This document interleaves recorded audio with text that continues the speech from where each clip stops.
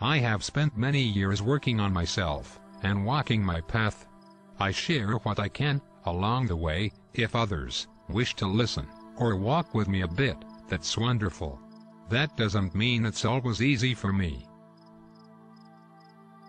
I too can be bitter and cruel, when my mood is foul, or more likely, when I see people I care about, or respect, attacked. Many times, I have mumbled harsh words, or thought not so nice things, before realizing what I was doing. Even now, after I've learned to be mindful of my thoughts, words, and actions, sometimes one might slip by, before I get a handle on it. I have no problem discussing differences in belief systems, because essentially, at their true core, most beliefs are very similar. Similarity breeds love, whereas differences often breed hate, or something close to it. So it is often best to seek the similarities first, and work our conversations from there. I see people talk about how our differences can be learned from, and that is true, but to do so, we must first find common ground. Then, we have to remember that it does not affect our life if another doesn't agree with us. That keeps us from getting defensive. We can only learn from our differences if we are open to hearing the differences. Hearing means listening completely, not thinking of what we will say next, while the other person is speaking. If I believe that God is a little green alien, and you believe God is the huge energy force that appears as a lightning bolt, that's pretty different. Could it start a battle? Yes. Should it? Not at all. What do I care if you think God is a lightning bolt? Does that hurt me?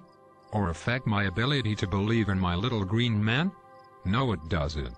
However, many perceive it as a personal offense when another doesn't follow their own line of thinking. If we were to leave off the descriptions, we could simply move forward from the fact that we both believe that there is a God. There is our similarity, and with that, we have connection. Connection breeds love, and love keeps us from cruelty and malice. I myself can still be guilty taking offense too easily. My husband is wonderful, but he and I often do not see eye to eye on all spiritual matters. He is very literal and analytical with everything. And there are times when he disagrees and I hear, "You are wrong," even when he hasn't said that. Those times I often end up very hurt when I don't need to be. And he ends up sorry when he didn't need to be. Of course later, when I'm in a better frame of mind, I often look back and realize that my best course of action would have been just to allow him the freedom to keep talking until he worked it out for himself. Sometimes silence is a real friend. I need to remember that he is mostly thinking out loud. He is bouncing thoughts, ideas, and opinions off me, and I can choose how I react. Whether we agree or not does not affect my personal ability to believe as I wish.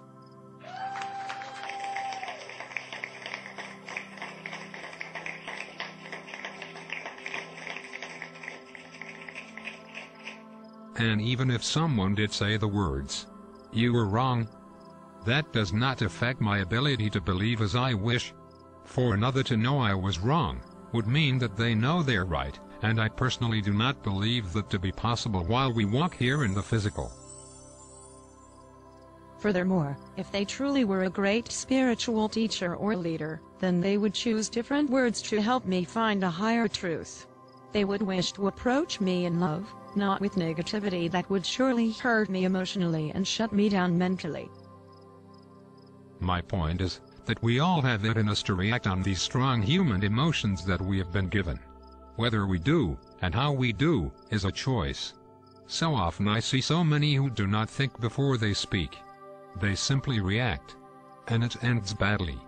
I am just as capable of this as the next person. I simply choose to think before typing, and I try to before speaking.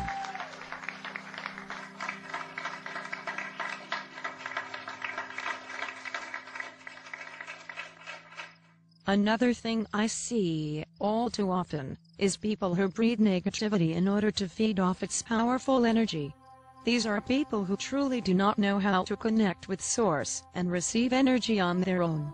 Most times they are unaware of it, and do it because we all require energy to survive. The most dangerous of these are people who are in spiritual leadership positions, and yet they feed off negativity, aggression, violence, depression, anger, and the like. There is another type, who constantly seek sympathy and attention to obtain their energy. It's much harder to recognize the ones seeking sympathy and attention, because we all need that sometimes. But for those who use it to feed, it is a way of life. I have fallen prey to these types a couple of times. One I didn't recognize until she had literally almost killed me. But these are for another discussion entirely. People like this, meaning like the first type, will often start discord and then watch as it spreads. They feed off the energy that they themselves created. This is very different than simply having disagreements or differences of opinion. People who require negative energy to feed off will often incite riots both in real life and on message forums. Be wary of this. Do not fall into the trap it creates. Use your ability to choose.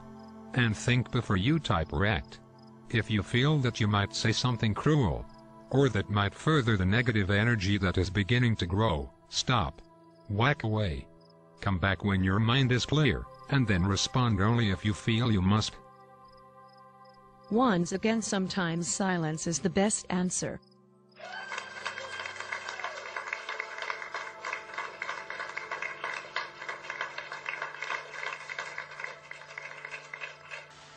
This verse was written by Tracy Seekins.